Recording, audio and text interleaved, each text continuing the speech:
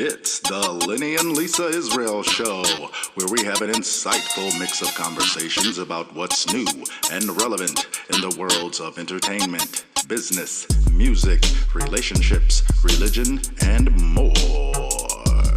Hey, let's talk about it. We out here.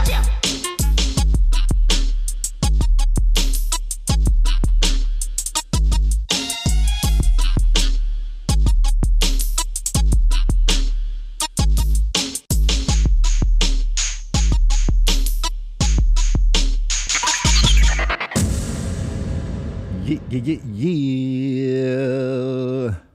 And this is the Lenny&Lisa Israel Show. We out here. Yeah, definitely. We've been gone for a minute, handling some business. We've been busy. You know, doing some little upgrades here and there. We had some equipment failures, and that's why we haven't been putting anything out for a moment. But we've been busy. If you guys have checked around on the socials, on the YouTube channel, we've been very busy still in the meantime.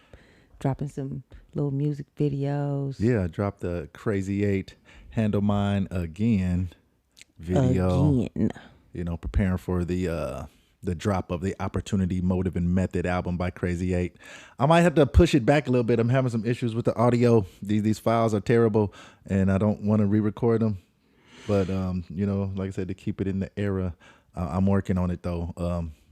My 2 or 3 fans out there that's waiting for it. You got more than 2 or 3 fans. Quit But playing man, games. just hold off. I'm gonna push it back probably another month. If I don't make some magic happen, if the deadline is gonna get set back. When I push go, everything's gonna be a little later than I want it to happen anyways, than the 31st. But man, it's still popping. I'm gonna make a video and I'm gonna show y'all what's going on with it. Yeah, this is the Lenny&Lisa Israel Show. Yeah, we out here, people. It's coming.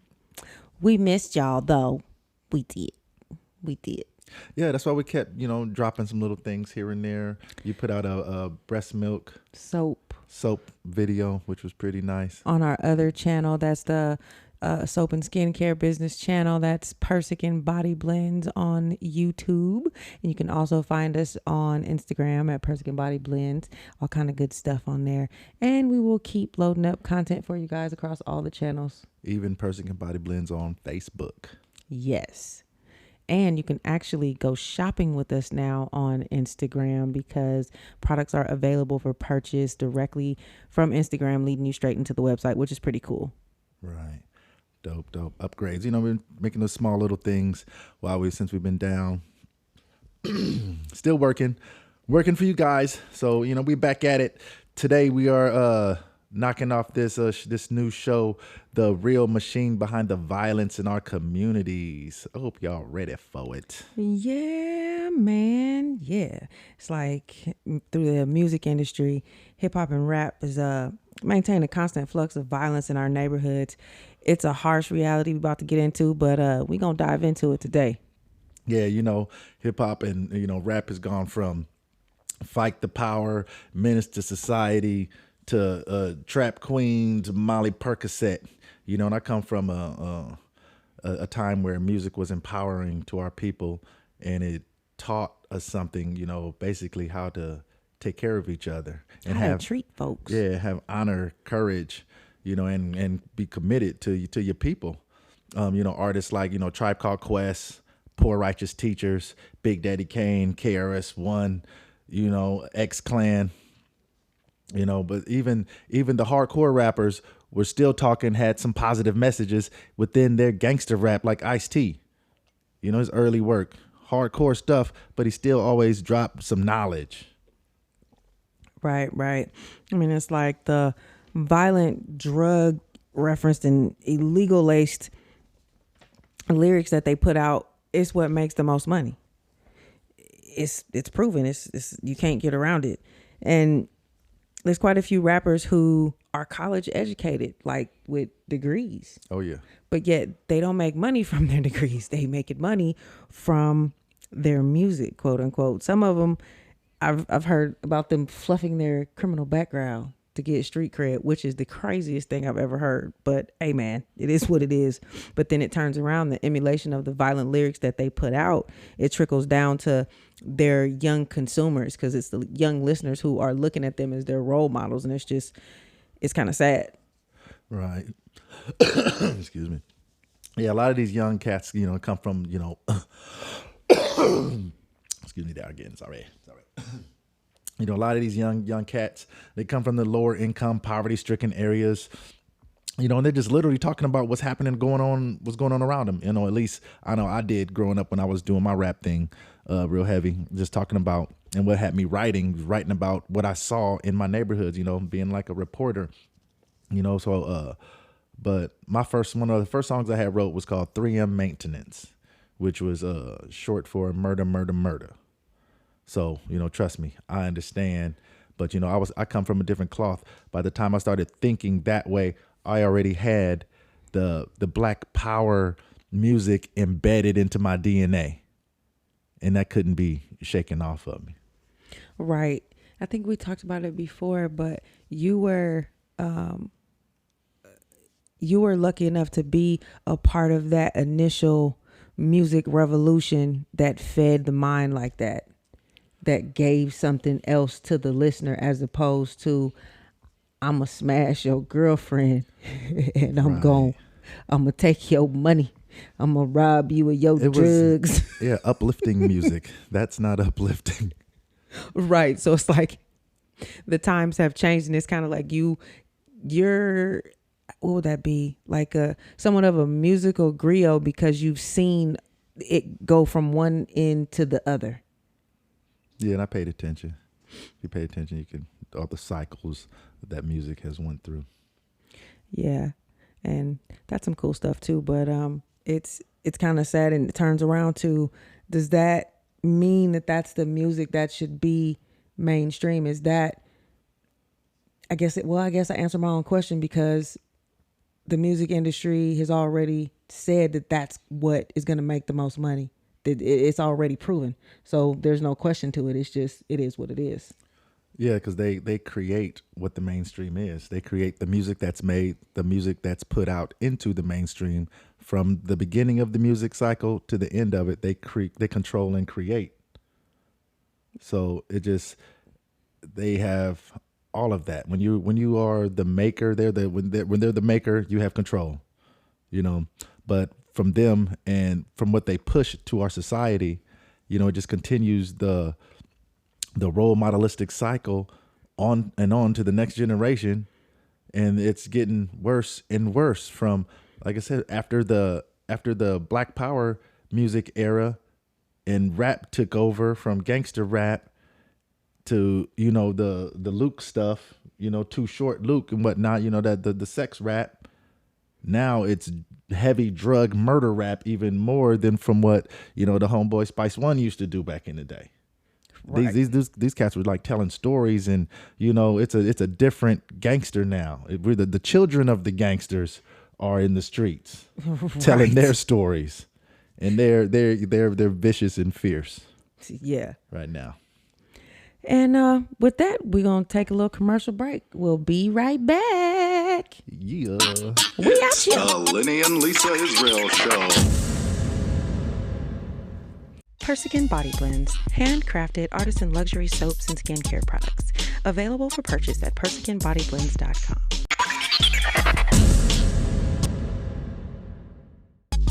And we're back.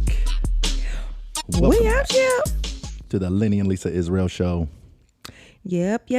We are back. And yeah, I remember when I was younger and I got my little stereo with the little dual tape deck and stuff. I got to a point where I would only listen to, I guess, what would have been classified as the white radio stations. Like listening to Fleetwood Mac and The Police and Red Hot Chili Peppers. But it was just like a lot of that music just felt more soothing. But then again, I mean, my mama had me listening to Sam Cooke and Otis Redding when I was like 5. I couldn't even turn the radio on in the car. Man, when I was with my sister, I couldn't turn the radio on in the car. She had it on like The Quiet Storm all the time. Man, it's 3 o'clock in the afternoon and it's Quiet Storm up in this joint. Hey, well, that's what they listen to. It's all good, It was so bad. Everybody didn't listen to rap music. But even still, not even just rap, but just like the regular, like V103, regular radio station. It was so bad I could get in the car and change the radio station before one of them got in the car.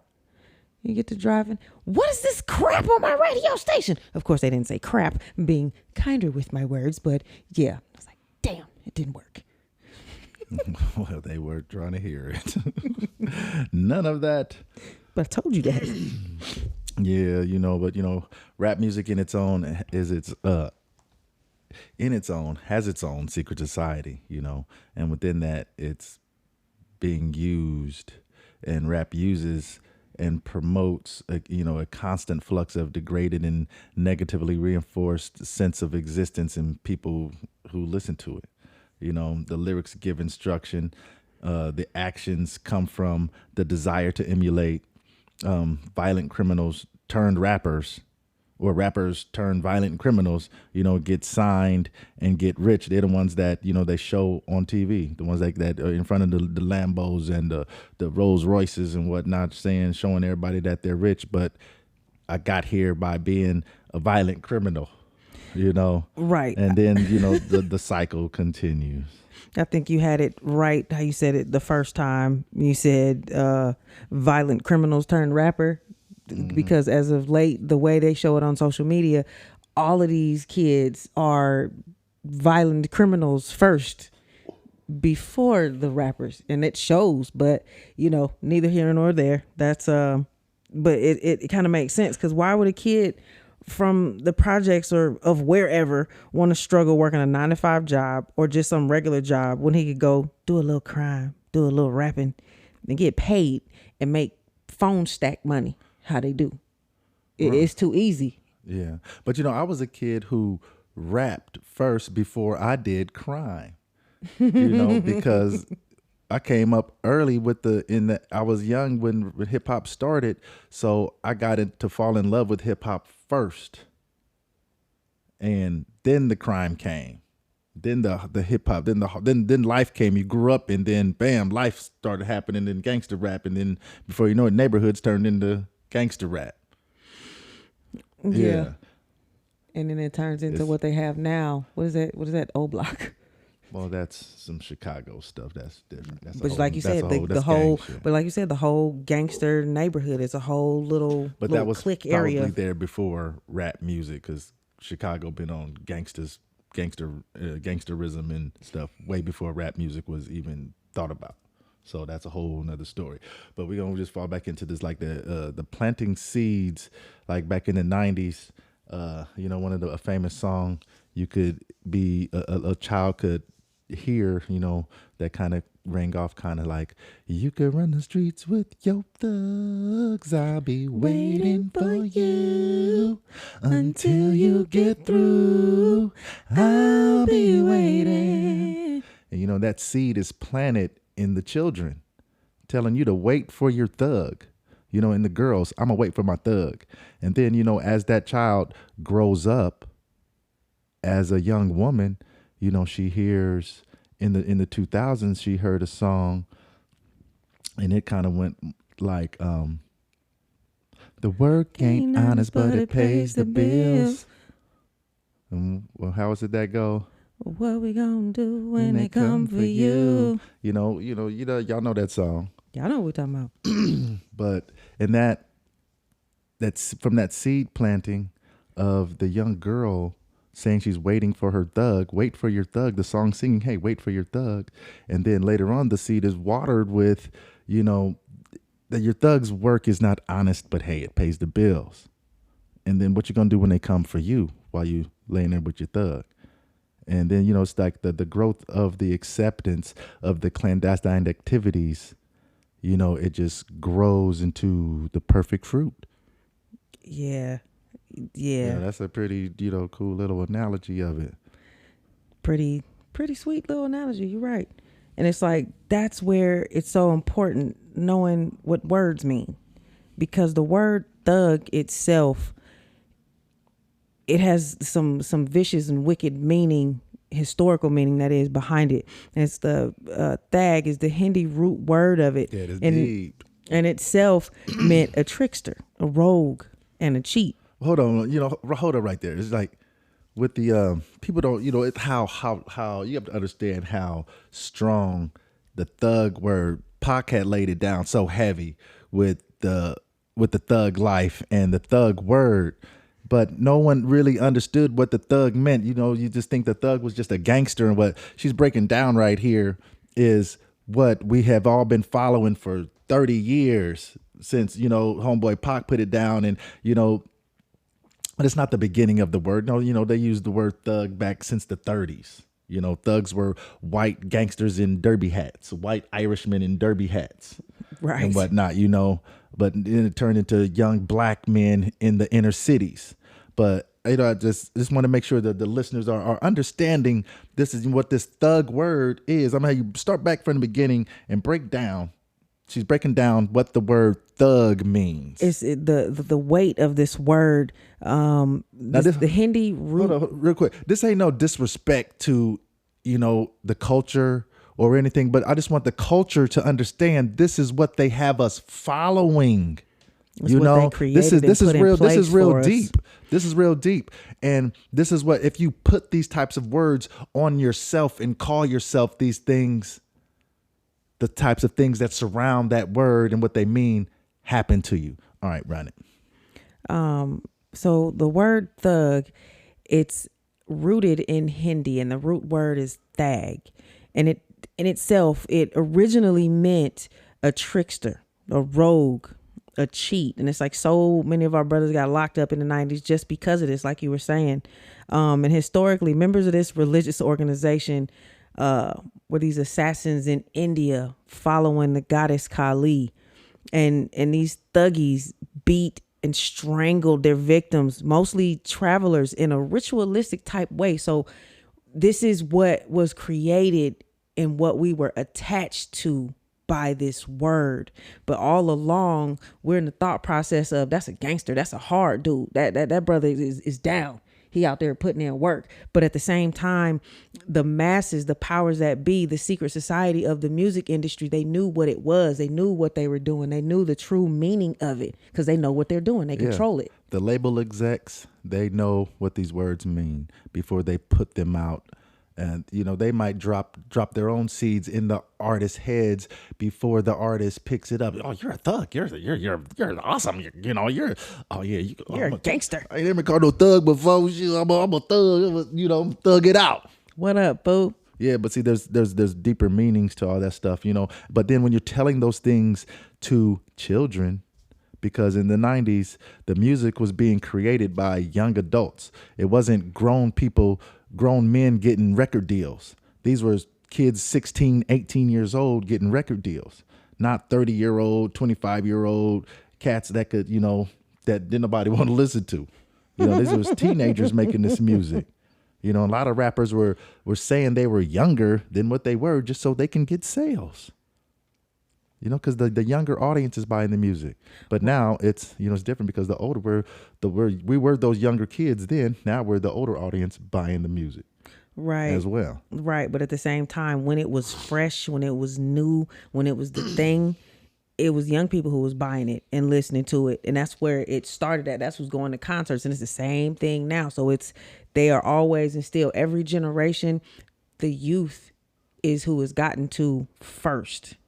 Because they're the ones who are most impressionable. I believe the children are future. And they know it, and it's driven into their brains, and they're the ones who end up being affected by it. All the beauty they possess inside.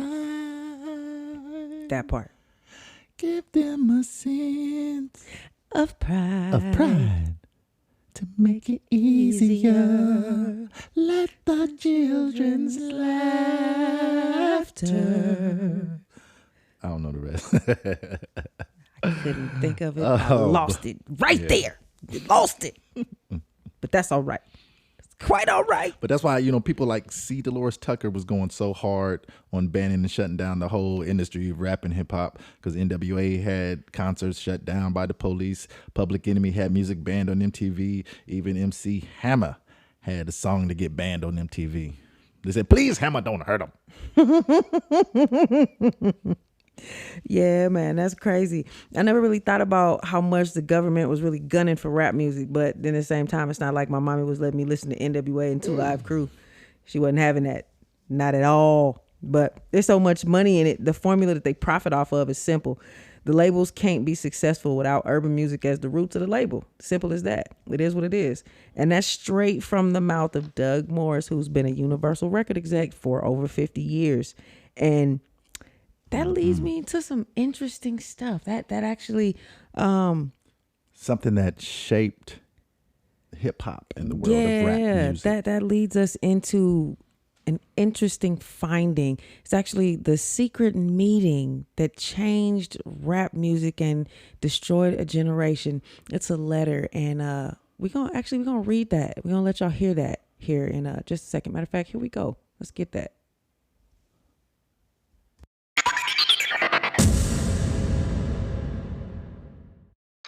The letter, titled The Secret Meeting That Changed Rap Music and Destroyed a Generation. Hello.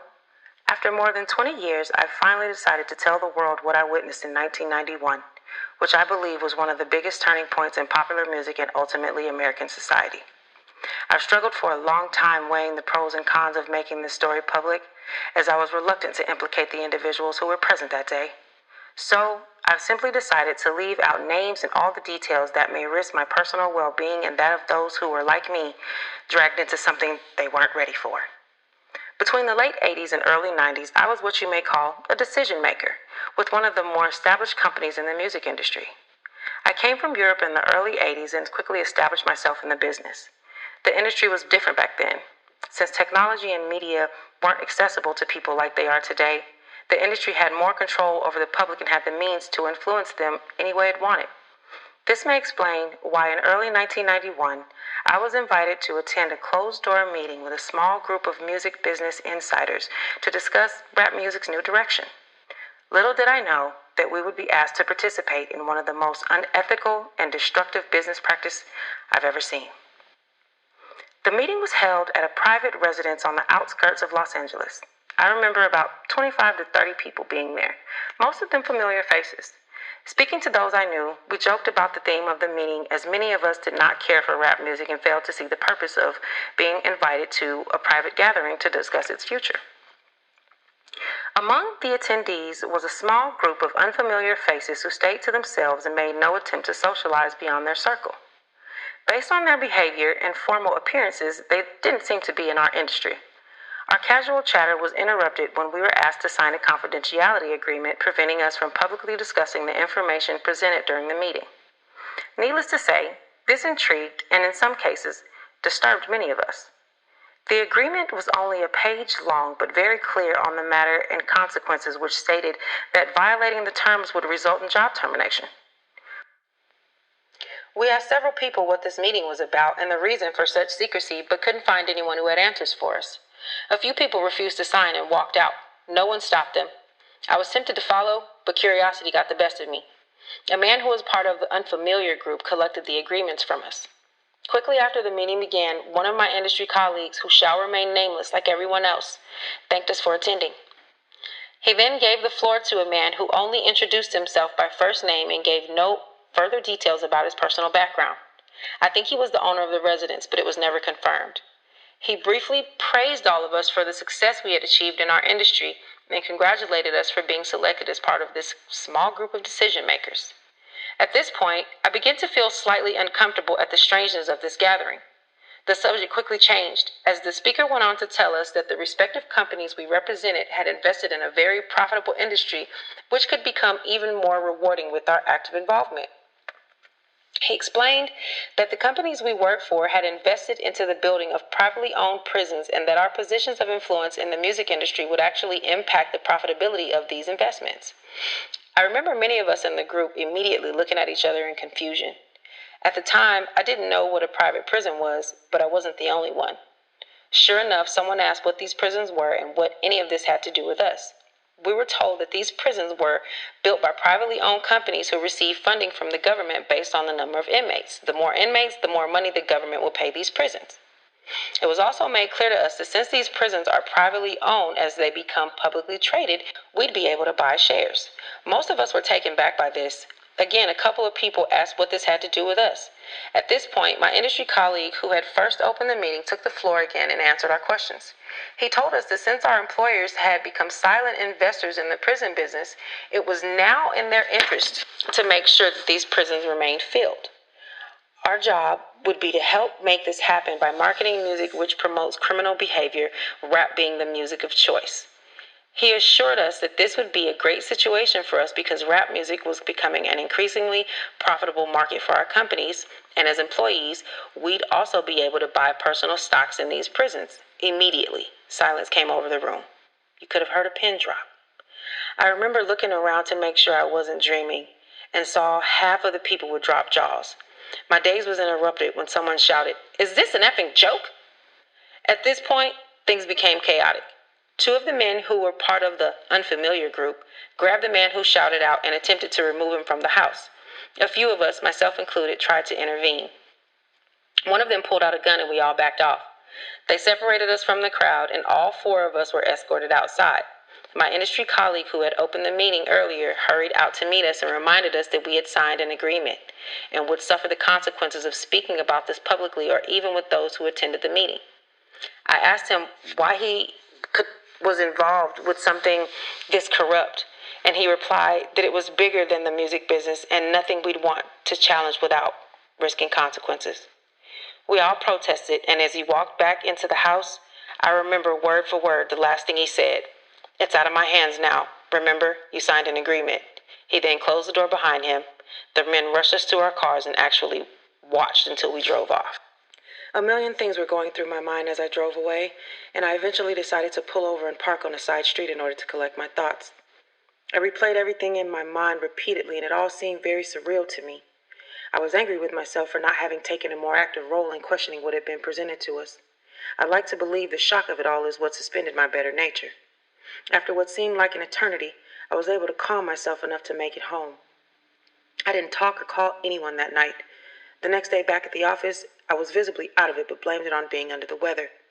No one else in my department had been invited to the meeting, and I felt a sense of guilt for not being able to share what I had witnessed. I thought about contacting the 3 others who were kicked out of the house, but I didn't remember their names and thought tracking them down would probably bring unwanted attention. I considered speaking out publicly at the risk of losing my job, but I realized I'd probably be jeopardizing more than my job, and I wasn't willing to risk anything happening to my family. I thought about those men with guns and wondered who they were. I had been told that this was bigger than the music business, and all I could do was let my imagination run free. There were no answers and no one to talk to. I tried to do a little bit of research on private prisons, but didn't uncover anything about the music business's involvement. However, the information I did find uncovered how dangerous this prison business really was. Days turned into weeks and weeks into months. Eventually, it was as if the meeting had never taken place. It all seemed surreal. I became more reclusive and stopped going to any industry events unless professionally obligated to do so. On 2 occasions, I found myself attending the same function as my former colleague. Both times, our eyes met, but nothing more was exchanged. As the months passed, rap music had definitely changed direction. I was never a fan of it, but even I could tell the difference.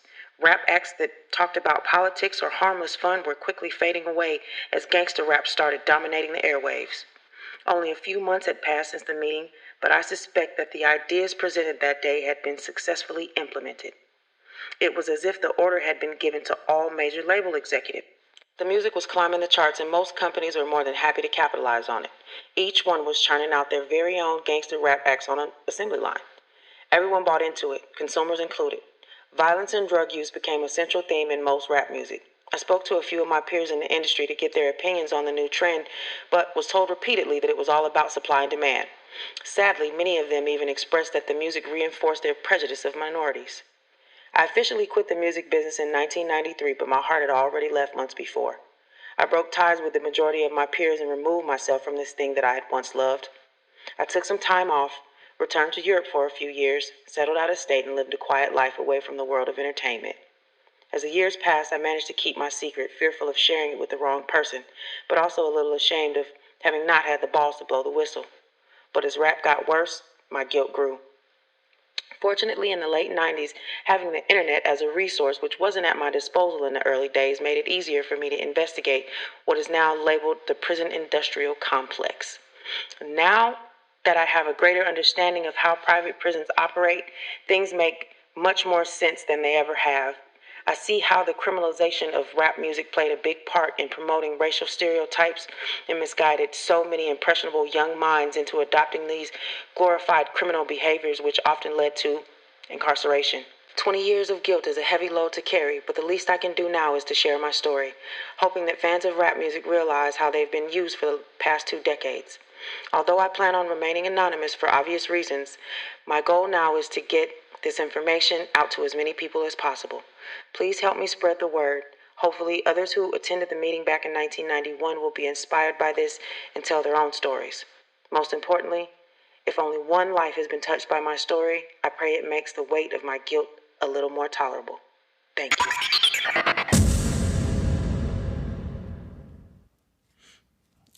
Wow. Yeah, that's heavy. That's, man, my heart feels a certain type of way right now. That's a lot. That's heavy. Definitely. All of the things that we've talked about, said, thought, conspiracy, broken, yada, yada, yada, all that right there. It was a setup. It was all a setup. They knew what they were doing. It was all a plan. Oh, yeah. Remember that thug thing we was talking about? Right. You know, the thing that stuck out to me the most in like all of that letter, it was the music reinforced their prejudice of minorities. Yeah. You know, and it fueled the prison industrial complex. I remember me and my brother Ruthless J, where we went on a black college alumni tour, and we were the group was going over this bridge. I forget where we were at, in some little white town. The group of black people were going on this college tour. We were walking to the McDonald's. The bus couldn't get over there, and so we were walking along this little bridge, and you literally heard doors lock, clunk, clunk, clunk, clunk, clunk, clunk, yeah, clunk, clunk, clunk. Like that stuff you see in the movies. Yeah, it was crazy. It was crazy.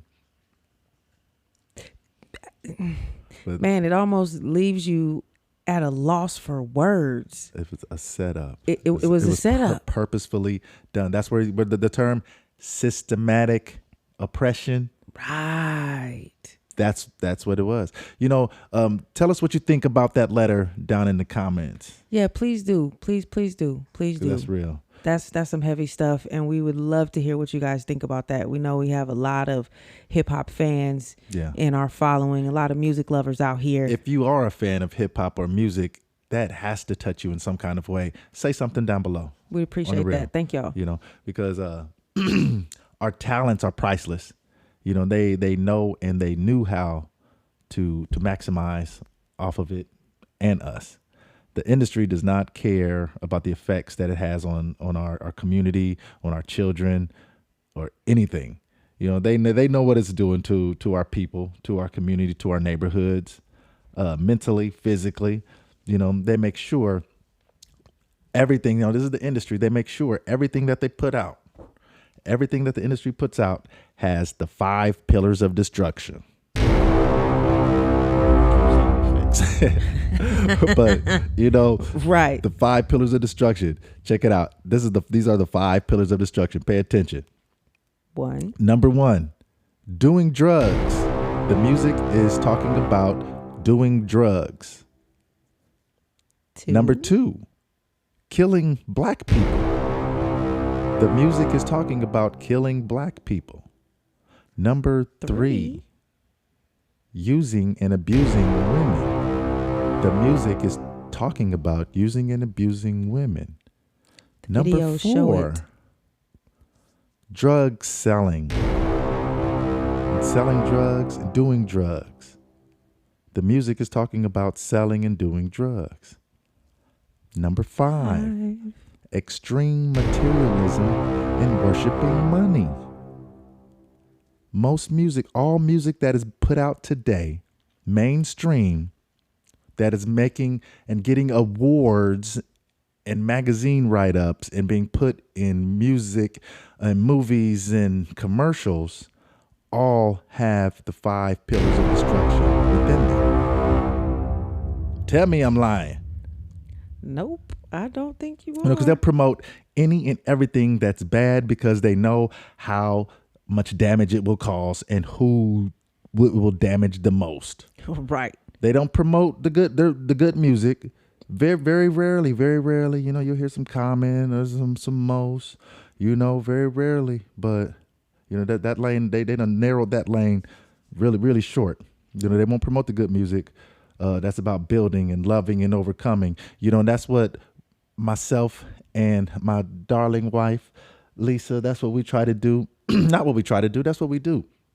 With our music, we want to bring that light back to hip hop and rap because that's our art form that was taken from us and now and used against us, purposefully used against us.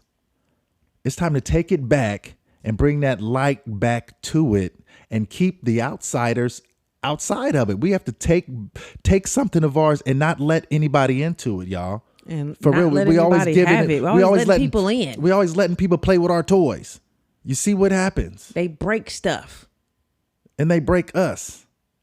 And right. they make up prisons and lock us up on purpose and teach our kids about being thugs. Right. Well, we just hear in the letter. And then right along with that, their formula, they have to have us. They can't have success without urban music. They can't do anything without us. And it's like, man, that was 30 years ago, before the internet was super heavy, before social media. And it's a whole new beast. It's like some of the stuff I see on social media on my feed. I'll be like, this is damn near porn. Like, wait a minute. These videos is kind of suspect. I'm grown. And I've had some stuff pop up on my feed and I'm like, oh, hell no, flipping out. How do I get this off of here? Like, I feel bad. I need to go pray for my eyes or something because I didn't ask to see that. But it's like, it's damaging. We have a setup that we just heard about in this letter and we watch it and we see it on YouTube, social media, all these videos, everything, man. We in trouble, y'all. And with that, we're going to go to a commercial break.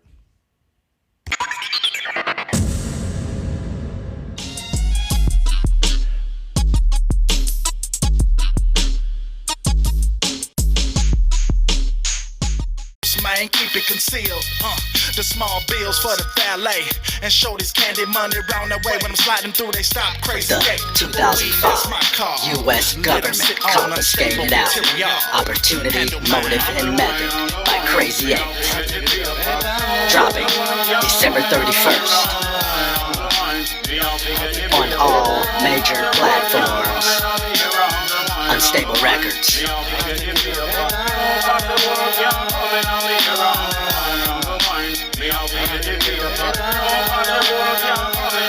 Instead of lift every voice and sing, lift every hammer, man, cock scheme, come up on a ghetto American dream.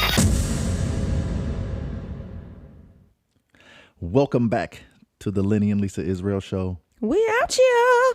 We are talking about the topic today is the real machine behind the violence in our communities.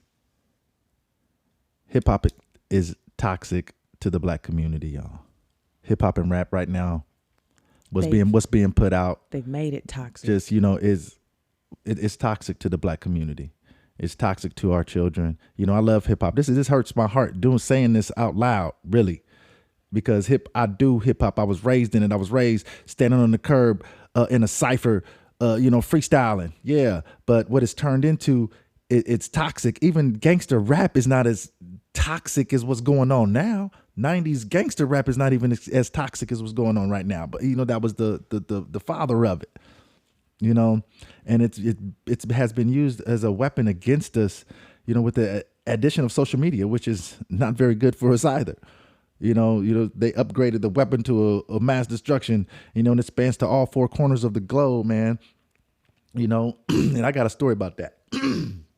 Check it out. Ooh-wee. When I was like, I got a story about that. Yeah, boy. how hip hop has expanded into all four corners of the globe. I was living in Greece, right? Some of y'all know this, and doing hip hop. I was doing some concerts and shows over there. A lot of the clubs, as Crazy 8. And I was getting some little notoriety over there and some fame. I was selling CDs hand to hand. It was popping off. The Europeans really respect the art form and got a lot of love for what we created. Shout out to Europe, all of Europe that dig hip hop, man. Out in Russia, especially, man, y'all, they got mad love for us. If you ain't been to Europe and know how much the respect that Europe has for the culture, you missing out. But I used to walk around, and when I was getting a little known, people knew me on the streets as Crazy 8 over there in Greece. I forget how to say it in Greek, but it was just, I would get to moving around the city. I did a lot of walking and whatnot, but when people see me, it would always jump. They would always say 50 Bentley and it got on my nerves after a while. I stopped dressing hip hop and upgraded my fashion and stuff just so people didn't look at me as a stereotype, on the real. And the world sees and believes stereotypes in the characters that the industry has created and promoted.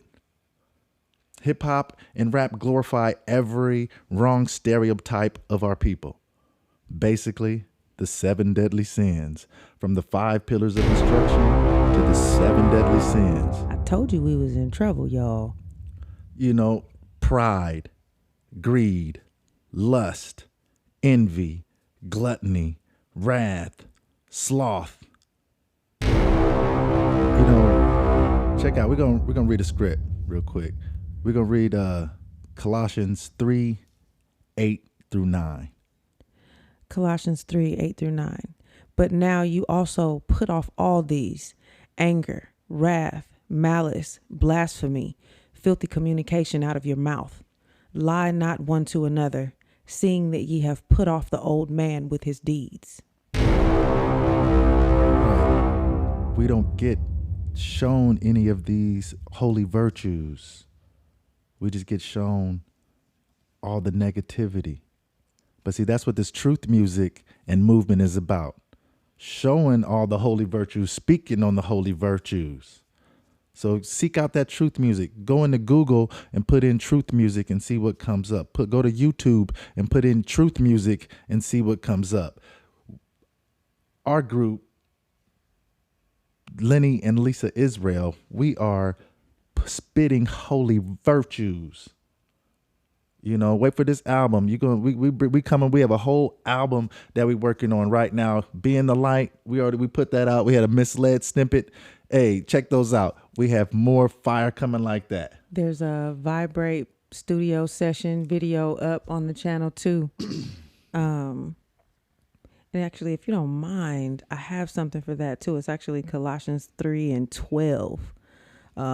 Put one, therefore, as the elect of God, of the Most High, holy and beloved, bowels of mercies, kindness, humbleness of mind, meekness, long suffering, forbearing one another and forgiving one another. If any man have a quarrel against any, even as Christ forgave you, so also do ye. That was actually 12-13. You see, that's the stuff that makes a real person. And those are the things that are always more often than not mistaken for weakness. But those are the strengths in a person. Those are the things that they don't want us to believe are strengths. Or talk about or listen to. Right.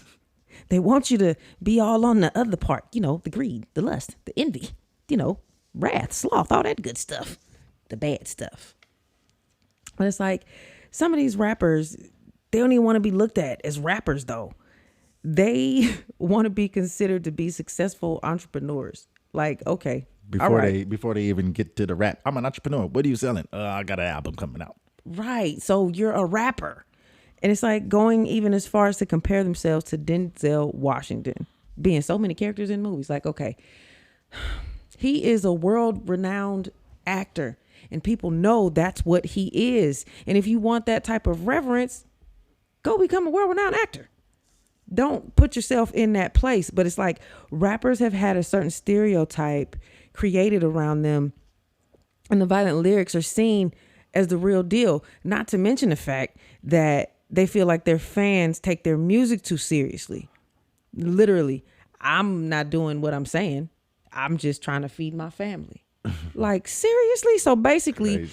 you making money on being a capping professional poser. So you just got stuff coming out of your mouth. So all of that is like coming from a rapper who wants credit, who's just like fresh, new, but wants credit like Denzel Right. before they even have sold an album. But, and then pretending on top of that, pretending that you're somebody like the man who was at the Savage Boy or whatever. He's from the UK, but he lives in Atlanta. Yeah. And claiming one of their hoods and saying he's from there. Why didn't nobody from that hood? Why is this, in back in the day, that wouldn't fly. You can't say, I can't say I'm from Chicago and go to LA and I'm from Nebraska. You can't do things like that back in the real rap world. You couldn't do that. that wouldn't fly at all. Right. And it's in a sense, it's like, to whom much is given, much is required. Like, they have a world stage to be on. And back in the day of like Black Power music, for real, they knew that their people were listening to it, whether they want to be looked at as role models or not. That just comes with the territory. As part of being a rapper, it is what it is, because the younger generation is listening, and you're doing what? Leading the children who are our future. So it's like you still have a place and space. And it's like they feel it's all a money grab, and what they can say whatever they want to, and it doesn't matter. So that's how they place the blame on their fans, saying, y'all taking what I'm saying too seriously. No, you're not taking your job serious enough. Yeah, that's the craziest transfer of responsibility I've ever heard of. How do you making the fans responsible for the damage that your violent scripted lyrics are doing to the community? And let me tell you, these violent scripted lyrics, most of these little violent suckers don't even write their own lyrics, especially on the high levels. Look, you get on them high levels, you ain't writing your own lyrics no more. You can't just say what you want and not be responsible for what's coming out of your little pie hole. The paper chase makes them, man, it's crazy. The paper chase makes people just do whatever they need to say to get the most money. No matter how drastic or crazy it is, I'm just going to say it and do it to get this bread. Hey man, they're trying to get the bag. Yeah, that's all. That's what everything has turned into. Get the bag, get the bag. It's not about get the life, get the experience, get the love, get some wisdom.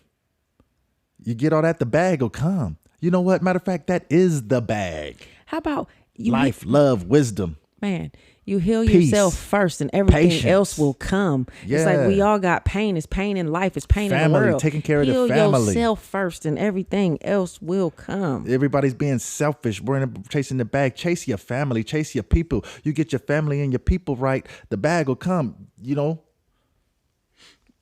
This just completely shows how, money is the root of all evil. Because if you just make up lyrics about killing your brother and stealing his empire just to make money, you're just spewing evil to get paid for it. Damn. Yeah, man. You're making money your God. Maman. You that's what you're doing. You're making money your God. But then when you fall, you praying to the God above. You got to just decide on which God you following. Yeah, because you can't serve two masters. You sure can't. You can't do that. And since the dawn of existence, since the dawn of time, music has been used to convey emotion, pain, sadness, happiness, joy, all that. And it's like love has been taken out of R&B too. Mm-hmm. I remember hearing grown people say, that's baby making music when I was a little girl. And now it's just bumping ugly music. I've sat and listened to some old R&B songs. It's like, man, this was back in the day. And I thought to myself, you know what? They just made getting your panties took sound a little nicer. It ain't make it sound so bad. And it's like, right. And it's like now love songs are just smash songs. Turn on that WAP and let's get down. Man, ain't nobody got time for that. Man, a baby getting born out of that little joker is gonna be a demon. Because the crooners, the singers, they've all been vilified. From some of them deserve it though. Oh damn! Woo! But children aren't being born out of love anymore. It's the baby making music has turned into, just straight up fucking music. Excuse my language, but we grown. It's just a word.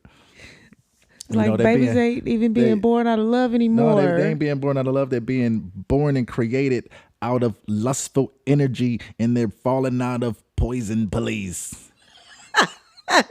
Making more and more of the emotionless, psychopathic, non-feeling individuals pouring into the generation of children who will watch someone drowning and not even call for help. Like, man, come on. It's like they making make sure to them create kids a at? generation of little young black folks who are the most loving people in the world. But On the entire they're planet. creating a whole generation of them that feel and match the stereotypes with less and less help from the industry. They don't need the industry to do it. Now they're doing it themselves. It's a self-repeated cycle that is just creating itself, of little monsters. And they're getting worse and worse each generation. And then that's that. But we have to do, what are we doing to stop? We have to start doing something to stop this. If we do believe in our children and whatnot, be in the future. Right. We have to do something to stop this. If you don't see it, you gotta, man, it was just like we were saying before, these kids now, they have great opportunities. Especially the schools and programs and whatnot, greater opportunities than we ever had. But it's like these programs and stuff, it's not working. Nothing is working. Because there's still a higher number of these damaged kids, emotionless, that are doing some of the things that we're talking about and being afflicted in the same ways that we're talking about. So it's like, it's not working. No, everything needs to be rethought. It needs to be rethought. Because the thing they have for the society, it's not working. And the thing that they should listen to, which is the Bible. I'm sorry, that's the only thing that's giving the proper instructions and the proper guidance that could help what's going on right now. But don't look at it as something, as a religious something, because it's not a religious something. If it makes sense, it makes sense. Right. And it actually, when you were talking about the children that are being created with less and less help from the industry, that just drives it right on home with the systematic oppression. Because for years, it's fast forwarded. So they're not having to do much. They're not having to do anything. No. So that's already, we just count that right there for 30 years. We're not even talking about going backwards, adding on another 50 years where you start talking about Jim Crow and integration and all that. We ain't even on that. We just on the music side of it. Yeah. And it's like, you see, planning 50 years ahead, what that'll get you. Yeah. 50 years ahead, 100 years ahead. Right. Yeah, man, that's some heavy stuff. And it's like, even back in the day, we were talking about frequencies and how the frequency of music was so much more different back then. Even the way you felt when you listened to stuff, it was like those frequencies instilled happiness and feeling good. And it doesn't feel like that anymore. Like now, it's so many times that I catch myself switching on to like Pandora and grabbing one of the R&B stations or something, and it just feels better, because then it's not the music is just not the same for now. When you equate R&B to now, it's a whole nother beast. It doesn't feel the same. No, times change, but music changes with the times. Music is powerful in its own right, and it's definitely healing. Definitely healing. No matter what type of music you listen to, whatever music heals you, let it heal you. That's why plants and animals both like music. Certain music will affect them differently. It's just like us. 7.83 hertz. That's the frequency of the Earth's magnetic field. And the same as the human brain's average alpha frequency. In the middle of the scale, which will, you'll get a more pure relaxation. When you listen to something soothing and healing, just starting to tap into a fountain of creativity just below your conscious awareness. We do tap into a lot of the tonal language. Yeah. And meditate and pray to the Father, and get in tune with the earth. And get in tune with what the Father created. If you can get in tune with the frequency of the earth, that's getting in tune with the Father. Get in tune with the frequency of the earth. And pray to the Father while you get in tune with the frequency. Boom, boom. It connects. Music can talk to our people. I mean, it can lead our people and uplift our people. Yes. It's like bring our people together and give our people something to believe in. All at the same time, it's like all those things were good things. That was all positive stuff. Yeah. That was all beneficial to our community. And it's like, but the powers that be have used it for ages to destroy our people, to break us, to weaken our spirits, to weaken our minds, to weaken our temperament, to mentally damage us, mentally destroy us, because we're talking about the real machine behind the destruction in our communities. And that's destroying. And that's not what we're about over here. Lenny and Lisa Israel are about beautiful music and beautiful life and building. And it boils down to building our community, healing us from the inside out, because we hurting on the inside. A lot of us hurt. A lot of us are broken, man. We suffering from broken families, broken relationships. We've some broken people, broken spirits, it's a broken lot of minds. Yeah. It's a lot of detriment that has gone on and goes on in our community. And like I said, the powers that be, if I can control what you see and hear, I can control the way you act. This is definitely them having control over the way our people have acted for such a long time. It's like they got mind control over Debo. And rest in peace, Tiny Lister. We all miss you. No doubt. And it's a sad type of situation, but it is what it is. Pretty much. I don't think I could have said it better myself. But, that's our show for tonight, this evening, this afternoon, this morning, y'all. Wherever you at. Hope y'all enjoyed it. Time zones and stuff. Thanks for tuning in. Hopefully says something special or something that reached you, or helped somebody. We want to leave y'all with some positive energy and some frequencies, so tune into our Being the Light video, and we will check y'all out in the future. We out here. It's the Lenny and Lisa Israel Show, where we have an insightful mix of conversations about what's new and relevant in the worlds of entertainment, business, music, relationships, religion, and more. Hey, let's talk about it.